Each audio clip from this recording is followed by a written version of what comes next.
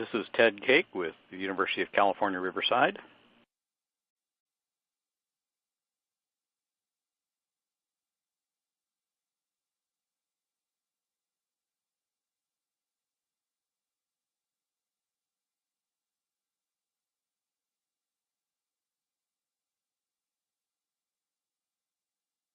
Well, good evening. I want to thank everyone for joining us. My name is Ted Cake. I'm an admissions representative with the University of California, Riverside for the online Master of Science in Engineering program.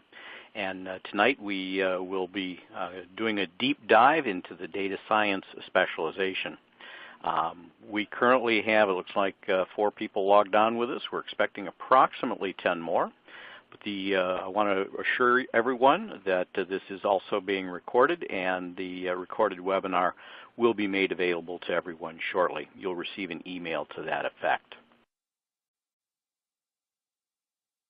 At this point, has everyone signed into the audio bridge so that we can hear your questions, or are you able to send me a question via the chat window?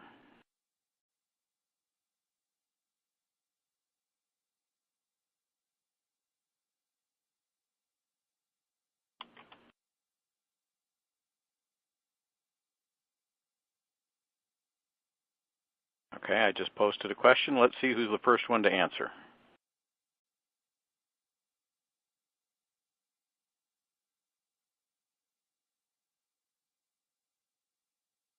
Okay, well, we're going to go ahead and get started with our presentation.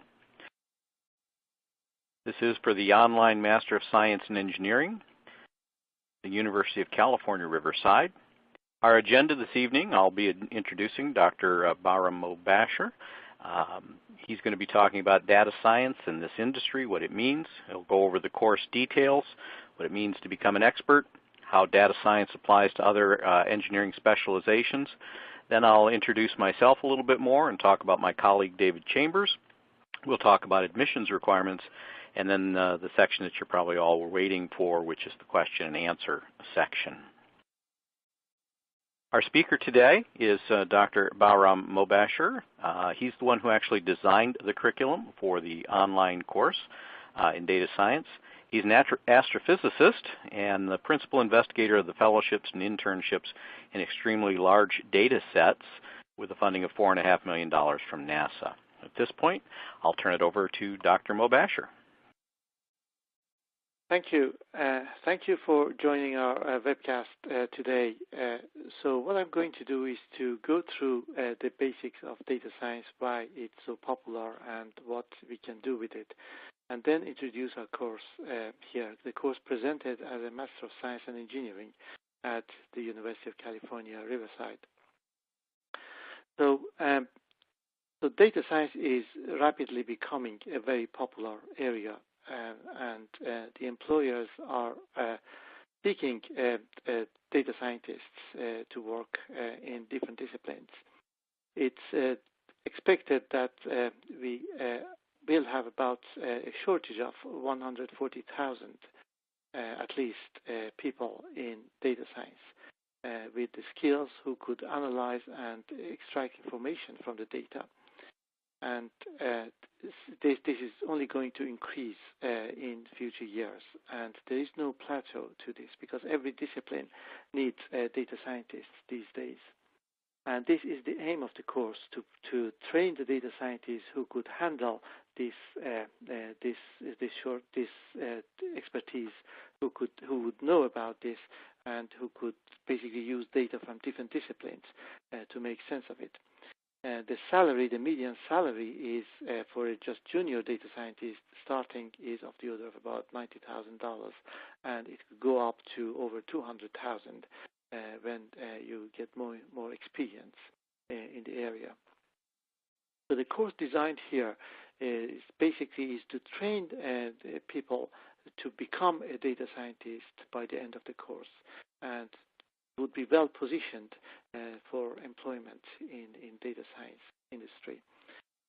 I work with NASA very closely, and talking to NASA managers, they have a huge shortage of data scientists. And the problem is that people go there once they gain the experience in data science, then they get offers with higher salaries and they leave. So it's basically it is a retention problem too, and this is the gap we try to fill in. And since it's a diverse field, we try to cover different areas in data science.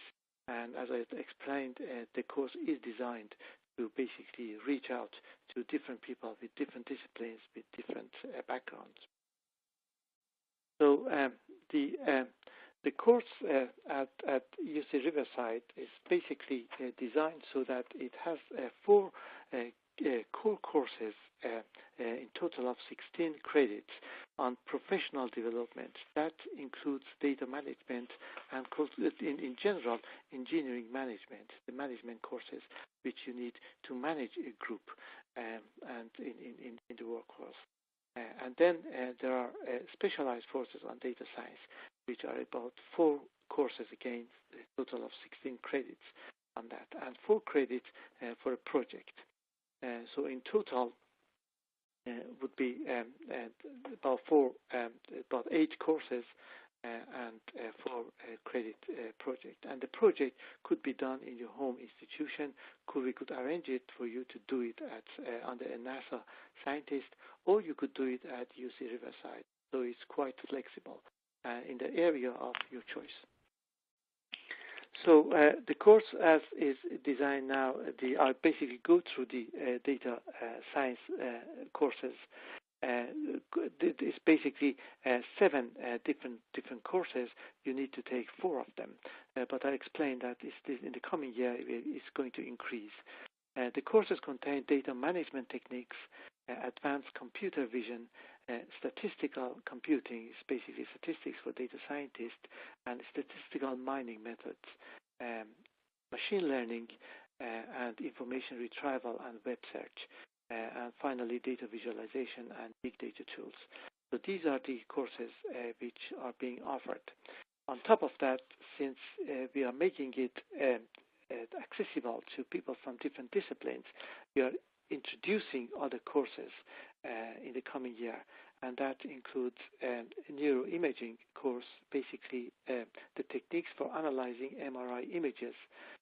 So that's one full course. Quantitative finance is another one, which would train students to move to stock market and to do financial analysis, forecasting. And finally, we have deep learning, which is a part of machine learning. So it's basically about machine learning and deep learning. And also, what we have in the course for students who register in the course, we provide free background course, information course, to basically give them the necessary background to find the course useful. That contains an intensive Python course. R course, basically these are programming languages, both Python and R, are very, very popular. Statistics for data scientists and basics of big data. So this course would be provided online, free of charge, for students who register in the course. And we strongly advise students to go through all these material before starting the course, because what we get, students from different backgrounds, from different disciplines, some of them got their degrees years before and they've forgotten all these materials, and some don't know programming languages, which we teach and use in data science. So we strongly advise you to go through that and do it, and then take the data science course. Then we have the aim of the course basically is to make you an expert in the data science, which includes computer programming, both Python and R languages, statistics, simulation and modeling, machine learning and deep learning, visualization, and scientific and statistical computing. So you'll get something from all these disciplines by the end of the course.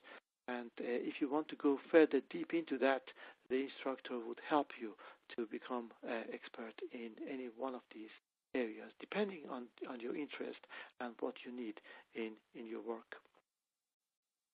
And this course is basically, it's at the end you could apply for jobs in different disciplines, becoming the data officers, becoming the data manager, basically managing the groups to do the software developer, and social media person. You could do basically searching the social media, or go to financial market, or bioengineering, or analyze biomedical data.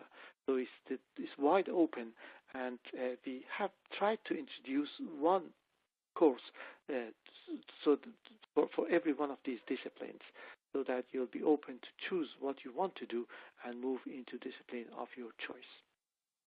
So I stop here, and if you have any questions, I'll be more than happy to answer. So Ted will take you through the admission process, and then if you have any question, I'll be happy to answer.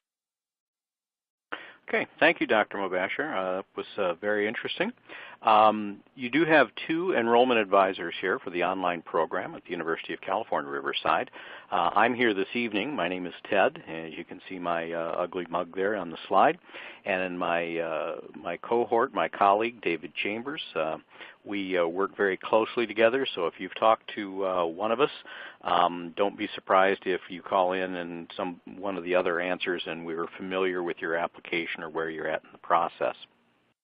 Our primary role is to answer whatever questions you may have about the program, but also to help you to determine if the program is a good fit for you based on your career goals. And it's really one of our primary functions. We want to make sure that as you're looking at this program, that it is a well thought out decision. It fits your previous education as well as your career goals, and hopefully it also ties in with what you're currently doing. If it is a good fit and if you meet the admissions requirements, we then will walk you through the admissions process if indeed that's what you want to do. And that's our primary role. We make sure that the program is a good fit for you, you're a good fit for the program, and then we walk you through the application process. So that being said, let's talk a little bit about the admissions requirements. First, the general requirements. We want to see what we refer to as a STEM degree, something in science, technology, engineering, or math. You may have seen on the website where it says engineering or related degree, and that's what we mean. It should be in one of these areas. Specifically for this program, a degree in mathematics, statistics, business, or any engineering degree will be sufficient to get you most of the prerequisites that you need for this program. The other thing that we're looking for is a grade point average. You know, everybody has one, but we want to see a minimum. Our desired minimum is a 3.0 in your junior and senior years. And there are some caveats to that that David and I can go over with you in more detail. So feel free, to schedule an appointment with myself or with David to discuss your specific situation. We're more than happy to go over that. The other thing that we're looking for is a minimum GRE score of no less than 300. And that's the verbal and the quantitative. There are 3 sections, written, verbal, and quantitative. We're not overly concerned about the written score, but we do want to see the combined score of the verbal and the quantitative be 300 or higher out of a total of 340. We often are asked, what can I do to avoid the GRE? And the answer to that is if you have taken the Fundamentals of Engineering exam and passed, we'll waive the GRE. If you hold the PE designation or license, and you can provide us proof of that, we'll waive the GRE. Short of that, we recommend you take the GRE because it makes your application that much stronger. On the other hand, if you have 15 or 20 years of work experience that is relevant to the program, we can recommend to the admissions committee that the GRE requirement be waived. But for most people, the GRE is a good idea and you should plan on taking it. Specifically for the admissions requirements for data science, again, we've got the preferred undergraduate degrees that we like to see, computer science, physics, statistics, business, mathematics, applied mathematics, anything that's going to give you a good, strong background in math. The feedback that we get from students who don't have an engineering background is that they don't have any problem with the 4 professional development courses, but they do complain a little bit about the math that's in the actual data science courses. So anything that's given you a good, strong math background, as part of your undergraduate degree, those will be good. We want the 3.0 or higher, the 300 GRE score, and the passing score. The application package, there's an online application, and if you talk to either David or I, we will send you an email with a link to that. You can also find the link on the website. The application does need to be completed in full before it can be submitted. And part of that application is that you have to be able to list no less than 3 potential recommenders. That is, individuals who have said yes, they'll write you a letter of recommendation to the program. David and I both generally recommend that you have more than 3, just in case something happens and one of your recommenders isn't able to get the letter in on time. I've seen it happen where a student wasn't able to get his application submitted in time because he missed the cutoff deadline because one recommender was out of town. So 3 or more, 4 or 5 is best. In addition to listing those recommenders with their contact information, you also have to attach 2 personal statements. One is a statement of history, where you're going to talk about significant individuals and events that have led to your choice of education and career. You also want to address any significant challenges you've faced and how you've overcome those. And then there's a statement of intent or a statement of purpose, and that's where you're going to talk a little bit about what your career goals are and how this degree program is going to help you to attain those goals. So we have the 3 letters of recommendation, the 3 recommenders have to be on the application. 2 personal statements have to be attached to the application. Then you can press the submit button and you can pay the application fee. That needs to be done if you're thinking about the fall term, which starts September 25th. We need that application submitted no later than August 18th. Supporting documentation, which includes your GRE scores or proof of passing the FE or the PE exams, official transcripts from all post-secondary institutions, and the actual letters of recommendation, plus a copy of your resume, all of those things will need to be received no later than September 1st in order to be considered for the fall term, which again starts September 25th. At this time, I want to open it up. We'll answer any questions that you have. We do have a couple of questions here, so feel free to go ahead and ask those, and let me see what this first question is here. The question is, how do you evaluate foreign degrees? So I'll take that question since it's primarily an admissions question. What we do when it comes to foreign degrees is we still require an official copy of the transcript.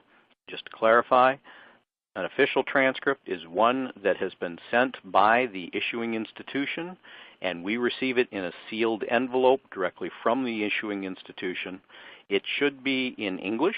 If your instruction or your official transcripts will not be in English, you'll need to get 2 copies, have an official in the original language sent to us, have one official copy sent to a certified translator, and then have them send a copy to us so that we have both. We also need a copy of your graduation certificate, both in the original language and in English. Those are evaluated in a similar format. We're familiar with a lot of different transcripts from foreign countries. For instance, in India, it's not a 4-point scale like it is here in the United States. It's based on a percentage, and we do very much enjoy seeing those, and we have a pretty good idea of what the percentages translate to. So they're evaluated in an equivalency basis. I guess that's the short answer to that question. How many people are currently enrolled in the data science program? Let's see, I think I have those numbers here relatively quickly. The data science program, in the course of the 1 year that we've had it, has quickly become one of our most popular programs. We currently have students in 31 classes, and there's a total of 18 students currently in the data science program. We anticipate 1 graduating at the end of this term. We have another question. Will this presentation be put online for later review? Yes, it will. Everyone who has registered and or attended this presentation will receive an email indicating, providing a link so that you can come back and you can review the entire presentation. There's a question about where can you take the FE or the PE exam. The PE exam you'll want to check with your state. For the FE exam, you want to check with, you can Google that. I'm doing it right now. You want to go to the nces.org. That is the organization that provides that exam. So it's N as in Nancy, C as in Charlie, E as in Edward, E as in Edward, S as in Sam.org/engineering/FE. You can find all the information you need about taking the FE exam there. And if you're debating whether to take the FE exam or the GRE, I recommend you take the FE if it's applicable to your specialization, because that will look better on your resume and will further your career. Let's see what other questions we have here. Feel free to ask some others.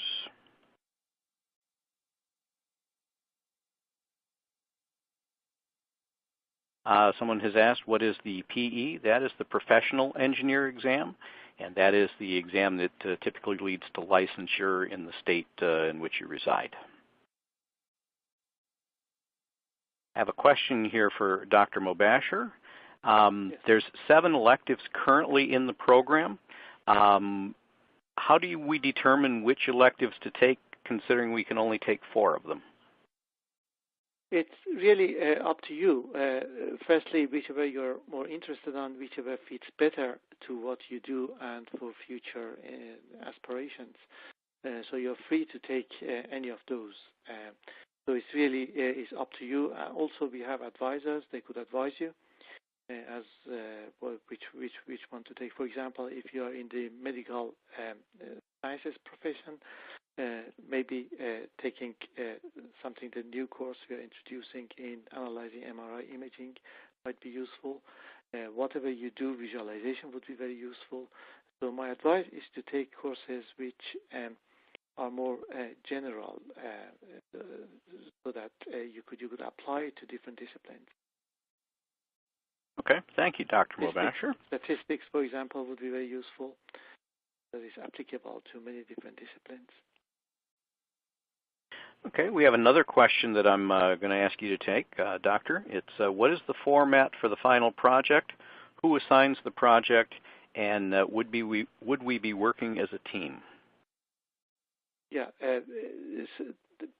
basically, if you have some idea, some interest, you could approach us, you could talk to us, and we design the project and assign an advisor, a mentor, so that you could work on that. Would be very useful if you could do it in your working place, and then again we provide the support. If you don't have any ideas what to do, we could consult with you. We could provide some projects. If you're interested, for example, working for NASA, we could provide you some NASA scientists to advise you regarding the project, or at UC Riverside, the faculty in different disciplines, they could provide you. It's quite open as what the format and what the subject of the project is, as long as it's on data science. Thank you. I'll add to that from an admissions perspective. We often, because this is part of the project design course, which is it's a 4-hour course, but it's divided into 4 one-hour segments. So you take 1 hour toward the project in each of 4 different quarters. In that first quarter is when you're going to select an advisor with whom you want to work. It's never too early to begin looking at faculty bios, in the data science department on the website. Once you're accepted into the program, you can request, as Dr. Mobasher has indicated, if you want to work with somebody at NASA, they can get you in touch with the right people. But it breaks down so that in the first segment, you'll actually select your faculty advisor, and then in discussions with your advisor, you'll develop your initial proposal for your project and submit that. In the second segment, you'll do a literature review, obviously related to your project. In the third hour, you're going to get that project. You'll do any revisions that are necessary as a result of your literature review and get final approval on your project. Then you'll go ahead and implement it. And in the fourth project, or the fourth segment of the project, you'll do a written summary. You'll write up the results of your project, and you'll do a presentation. And I'll add that the presentation is done via webcam. Because this is an online program, you're never required to come to campus. See what other questions we may have here. Dr. Mobasher, sometimes we're asked what's the difference between data analytics and data science. Can you give us an explanation of that?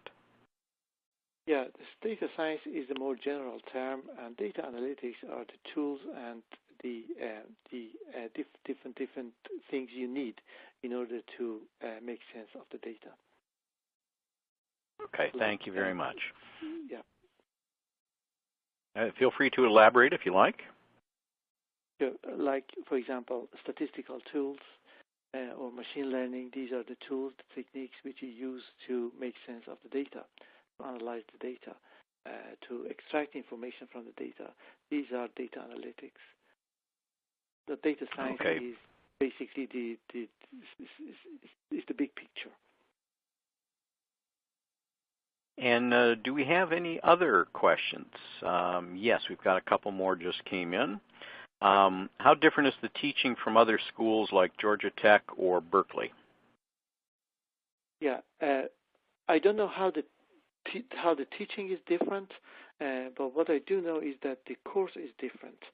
The course here is basically designed to address firstly the management and the professional development, and these are the core courses which students from our experience have found it very useful. That's not offered by those institutions. And secondly, the variety of the courses here, which is organized so that you could, depending on your discipline, you could choose what you want to do and go and do it. It's not as wide-ranging as I would like it to be, but it provides the opportunities for students to choose what they want to do and in what area of data science they want to become. Okay, thank you. We do have a question. Is this degree offered on campus? To my knowledge, we don't offer a data science degree on campus. Is that correct, Dr. Mobasher? That's correct, yes. Not at the master's level. Right. So at the master's level, we have the Master of Science in Engineering with the specialization in data science, and the hybrid program, the interdisciplinary program that we've been discussing, is only available in the online format. We have a question, working full-time, is it still possible to finish this program in 1 year, 13 months? If not, what is the estimated time to finish while working full-time?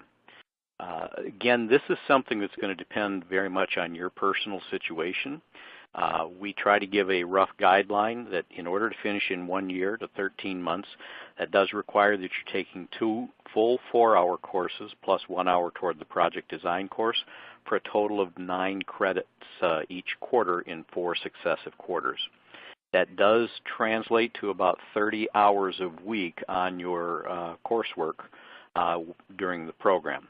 So take that as a rule of thumb, and if you have 30 hours a week that you can dedicate to this without ruining your family, then you can do it in 1 year. We do have a number of students who are doing the program over the course of 2 years because that translates to about 15 hours a week.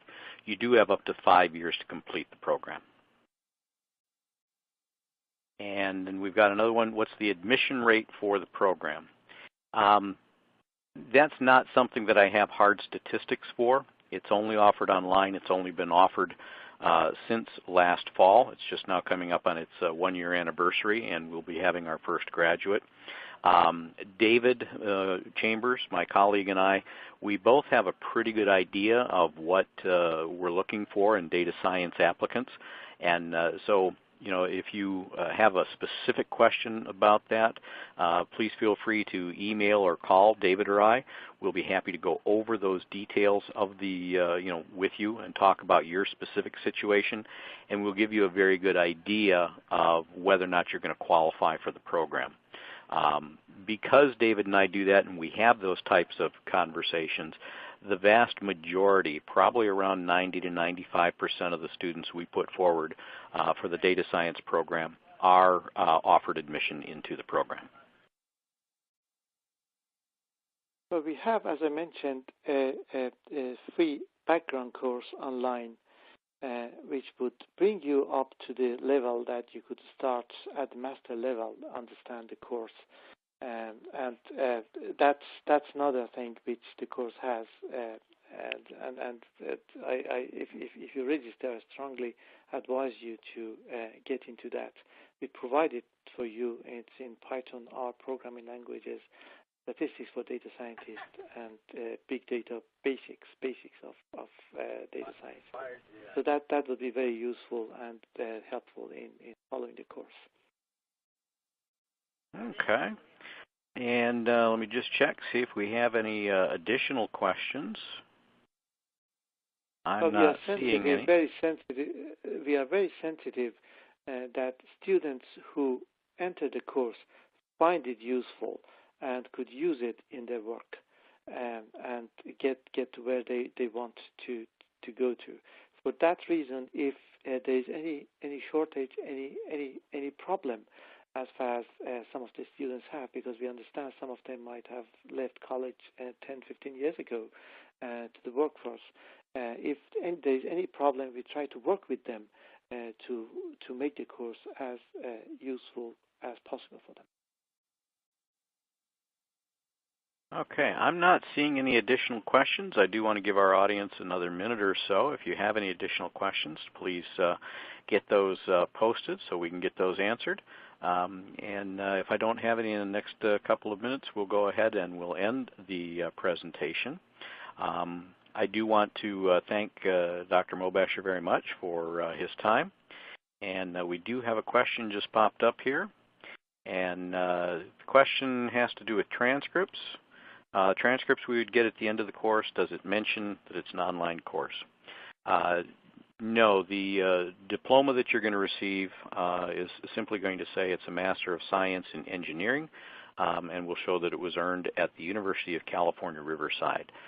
Your transcripts are going to show what courses you took, but those courses are also offered on campus, and you would not be able to tell necessarily by looking at the transcript itself that the course was an online course. We go to great lengths to make sure that the course content is identical between the course that's provided online and the course that is conducted on campus. We actually record the lectures live and then post them in the online classroom so that you're getting the same exact content. The assignments, exams, everything else is going to be identical, and we follow the same calendar as the campus. So the educational, we protect very much the intellectual content of the courses to make it identical. What is the work requirement for a GRE waiver? Generally speaking, David and I would discourage you from requesting a GRE waiver with less than 5 years work experience, but that does vary depending on what your work experience is, what field it's in. But if you've got less than 5 years work experience, I would recommend you take the GRE, because a strong GRE score combined with a strong GPA makes your application that much stronger, though we do take a holistic approach when we look at your application. We look at the personal statements, we look at the letters of recommendation, we look at everything that's included as part of the application package. Can we take the pre-class without being enrolled? Do you have information on that, Dr. Mobasher? By pre-class, my guess is that is the background material. Yeah, I think he's talking, the person asking the questions referring to the C programming or R or Python. My knowledge is that you have to be enrolled for the course to be able to take that. That would be my expectation as well. That's right. So that once you enroll, then you get access to that, and you just go through that, use it. Okay. Do we have any other questions from our distinguished audience today?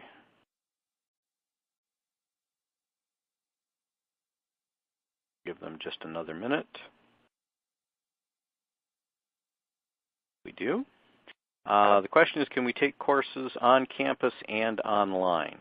At this time, that is not something that we allow. If you're in the online program, you take all your courses online. If you, are enrolled in a campus program, you take all your courses on campus.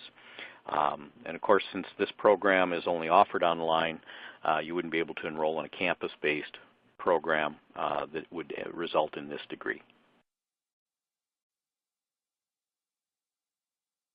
Basically optimized for people who work or want to change the discipline and in 1 year try to move into data science and become data science. That's an excellent point, Dr. Mobasher. The whole purpose of the online Master of Science in Engineering was designed to provide people who want to increase their technical skills but also advance their professional skills so that they can advance in a working environment. That's the whole reason the program was designed. So it's really been designed around the needs of working professionals. So it is designed in such a way that you can do it online, get an excellent education that is second to none, and do it while you're still working.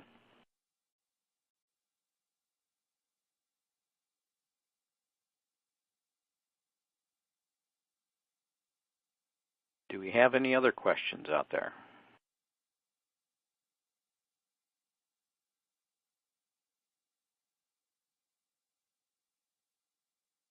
And if you have any questions, any technical questions, academic questions, please feel free to send me an email.